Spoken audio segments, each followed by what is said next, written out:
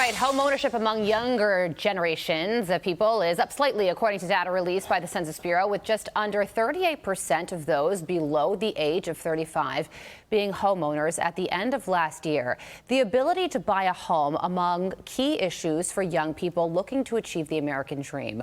Our next guest is a Gen Z congressional candidate for Florida's 14th congressional district, who was inspired by Charlie Kirk to run for office and is fighting to make sure those in his generation can get ahead. According to him, Florida congressional candidate Dan Weldon joins us now. Dan, thank you so much for joining us. So it is the key issue on the minds of most Americans, the economy and housing, in particular young people. So if you do enter office, what's your plan?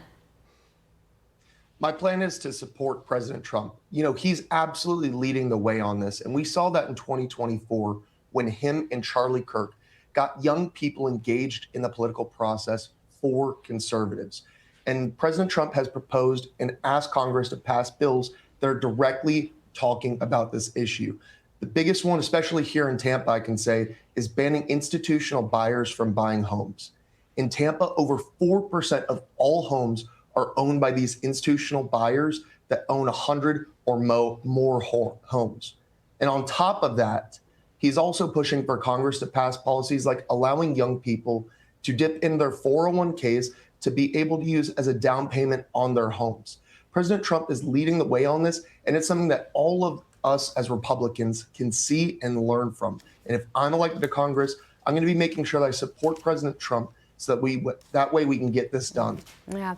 Well, there are some really good economic numbers out there that point to an economy that is ready to rock and roll. However, the American people aren't feeling it, according to many polls out there. Why do you think that is? I think it's because of Biden inflation that we quite frankly saw. I mean, we just have not had the same ability as consumers to keep up with what was going on. You know, I think a great example of this, you know, as a young person is the ability to buy new cars. I think I saw the other day the average price of a new car skyrocketed to about $50,000. And I can tell you as a young person myself, when I was working as a prosecutor, I had to buy a used car off of one of my friends because I couldn't afford to buy a used car in this economy. And it's something that President Trump is trying to tackle currently at this point, but it's going to take time because inflation got so bad under President Biden that it's going to take time to catch up to that. And I think that this bill, the big, beautiful bill that we saw, is going to help greatly get us there. But these things, unfortunately, just take time.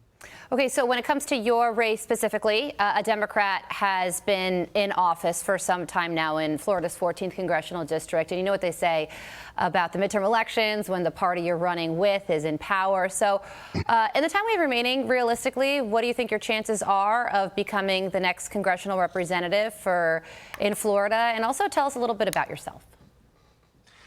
I'm going to get this done. We're going to win this race. That's why we're in it.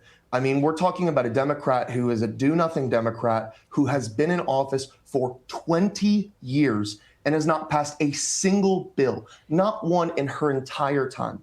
So when we talk about all these issues of affordability, we're talking about all these issues, this is something that my opponent will have to actually defend her record on this issue. And it's something that she's not going to be able to.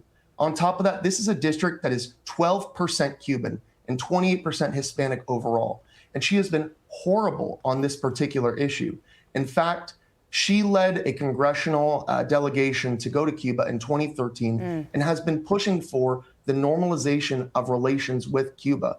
Meanwhile, we're watching President Trump and Secretary Rubio lead incredibly on this issue. And so we're in it to win this race. And that's why, you know, we're asking people to come and join our crew because it's going to be so important to win this race if we're going to keep the majority in 2026. And so if people want to find out more about our campaign, help us out, then go to tampadan.com and help us keep the House majority because we will win this race. Well, Dan, thank you so much for joining us. It's great to meet you, and we will certainly be watching. Much appreciated. I'm Steve Doocy. I'm Brian Kilmeade. And I'm Ainsley Earhart. And click here to subscribe to the Fox News YouTube page to catch our hottest interviews and most compelling analysis.